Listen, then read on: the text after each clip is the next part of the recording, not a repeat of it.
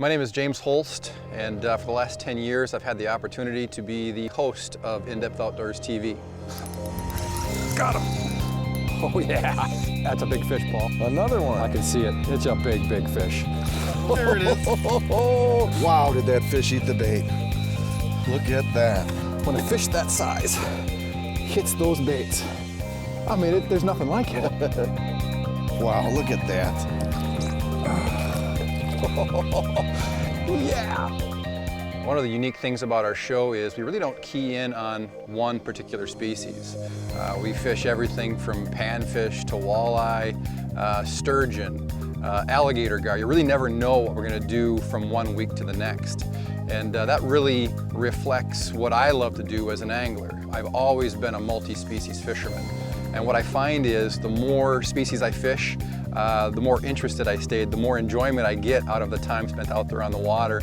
You know, one of the things that we know about our audience that watches In-Depth Outdoors is they're not really keyed in on one species either. They love the variety that we're able to provide through traveling all over the country, tracking down the best bites. I mean, we can be up in northern Minnesota fishing giant pike, and then the next week out on the Great Lakes catching big walleyes in shallow water, and then transition just that quick into catching smallmouth bass or lake trout up on Lake Superior. So we really cover all the bases. And because we produce a new show every week, we're not going to be able to have the time to rig and unrig boats. So what we really needed out of the boat that was going to be the In-Depth Outdoors boat was a platform that was going to be very versatile, that could handle all those types of fishing situations and be rigged quickly and efficiently to really do a great job of being the platform that we rely on as we chase down all these different bites. And we found that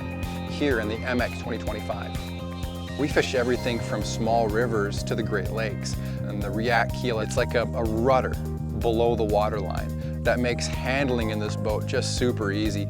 It just tracks like no other boat I've ever been in. You'll get side winds or side waves that other boats would kind of push it offline. And this MX, it almost feels like it's glued right to that spot, that line that you're trying to hold, which makes trolling or running the bow mount just so much easier. You spend a lot less time kind of messing around fighting with the boat. You can really focus on catching the fish. And it's one of the things that I just love about this MX 2025. Now I think one of the things that stands out in the MX series of boats is really how the engineers have really just gone through these boats and found every last possible place where you could create innovative storage. But one of my favorite areas for storing tackle in this boat is actually built into the rear deck. There's these really cool drop-in sleeves that fall into 2 compartments in the back deck, and each one of those sleeves will hold 8 plastic lure trays.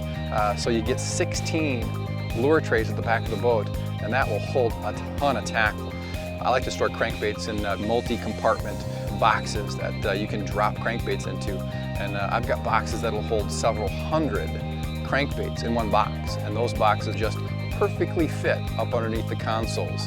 So it's pretty easy for me to efficiently store 400 crankbaits in 2 boxes and have them out of the way, yet with an easy reach. You know, we fish a lot of big water, and not just inland lakes. We do a lot of Great Lakes fishing where long runs are just kind of the norm. And one of the things that I love about the offshore Yamaha that's on this boat is the fuel economy.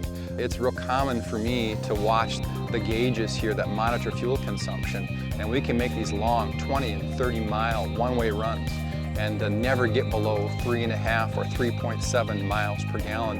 And that doesn't sound like a lot when you compare it to like mileage in your car.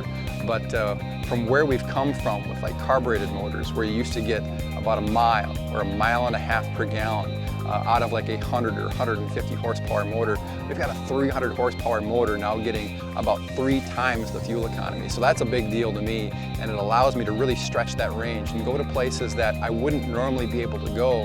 And of course, Yamaha is just known for reliability. You hang them on the back of the boat and you just never seem to have any issues with them, and that's been my experience. Keep gas in it, change the oil once a year, you turn the key and it just goes. And that's been a huge plus for our production of the In-Depth Outdoors TV shows, because you can't make good TV with the boat in the shop, and we've had absolutely no lost time since we started running Yamaha motors.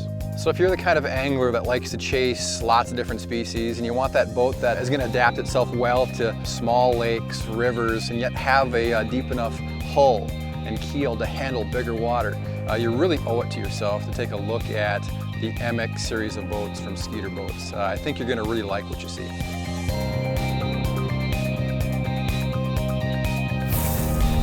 To start a Skeeter story of your own, visit your local Skeeter boats dealer.